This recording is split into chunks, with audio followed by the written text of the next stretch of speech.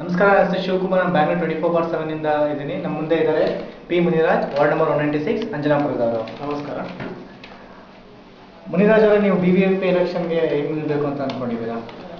ಅಭಿವೃದ್ಧಿ ಒಂದು ನಮ್ಮ ಧ್ಯೇಯ ಇಟ್ಕೊಂಡಿದ್ದೀವಿ, ಅದರಿಂದ ನಿಲ್ಲಬೇಕು ಅಂತ ನಿಂತಿದ್ದೀವಿ.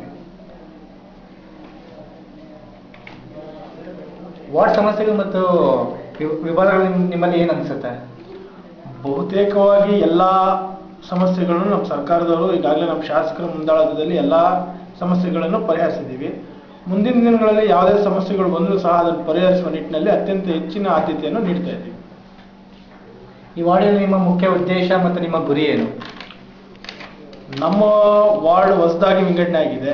ಹೊಸದಾಗಿ ವಿಂಗಡಣೆ ಆಗಿದ್ದರಿಂದ ಹಲವಾರು ಸಮಸ್ಯೆಗಳು ಇದ್ದಾವೆ. ಆ ಸಮಸ್ಯೆಗಳನ್ನ ಪರಿಹರಿಸೋದಕ್ಕೆ ಹೆಚ್ಚಿನ ರೀತಿಯಲ್ಲಿ ಆದ್ಯತೆ ನೀಡ್ತಾ ಇದ್ದೀವಿ. ಈ ವಾರ್ಡಿನ ಜನರು ನಿಮ್ಮಲ್ಲಿ ನಿಮ್ಮ ಸಮಸ್ಯೆಗಳು ನಿಮ್ಮ ಹತ್ರ ಬಂದ್ಬಿಟ್ಟು ಹೇಗೆ ಹೇಳ್ಕೊತಾರೆ? ಹೆಚ್ಚು ಕಮ್ಮಿ ನನ್ನ ವಾರ್ಡ್ನಲ್ಲಿರುವಂತಹ ಸುಮಾರು ಜನ ವಿದ್ಯಾವಂತರು ಎಲ್ಲ ವಿದ್ಯಾವಂತರು ಆಗಿರೋದ್ರಿಂದ ಎಲ್ಲರೂ ನಮ್ಮ ಜೊತೆ ದಿನ ಬೆಳಗಾದ್ರೆ ನಮ್ಮ ಜೊತೆ ಟಚ್ಚಲ್ಲಿದ್ದಾರೆ. ಆ ಒಂದು ಉದ್ದೇಶದಲ್ಲಿ ಏನಾಗಿದೆ, ಎಲ್ಲರೂ ನಮ್ಮ ಜೊತೆ ಅವ್ರ ಕಷ್ಟ ಸುಖಗಳನ್ನ ಸಮರ್ಪಕವಾಗಿ ನಮ್ಮ ಜೊತೆ ಹಂಚ್ಕೊಳ್ತಾ ಇರೋದ್ರಿಂದ ವಾರ್ಡ್ನಲ್ಲಿರೋ ಸಮಸ್ಯೆಗಳನ್ನ ಬಗೆಹರಿಸೋದಕ್ಕೆ ನಮಗೂ ಸ್ವಲ್ಪ ಸುಲಭ ಆಗುತ್ತೆ.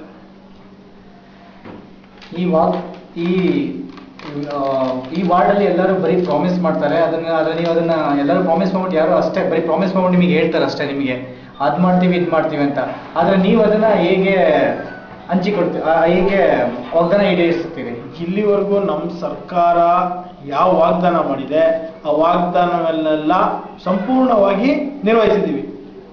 ಇನ್ನೂ ಯಾವುದೇ ರೀತಿಯಿಂದ ವಾಗ್ದಾನಗಳನ್ನು ನಾವು ಕೊಟ್ಟರೆ ಅದನ್ನು ನಿರ್ವಹಿಸುವಲ್ಲಿ ಅತ್ಯಂತ ಹೆಚ್ಚಿನ ಶಕ್ತಿಯನ್ನು ನಮಗೆ ದೇವರು ಕೊಡ್ತಾನೆ, ಅದನ್ನು ನಿಭಾಯಿಸ್ತೀವಿ.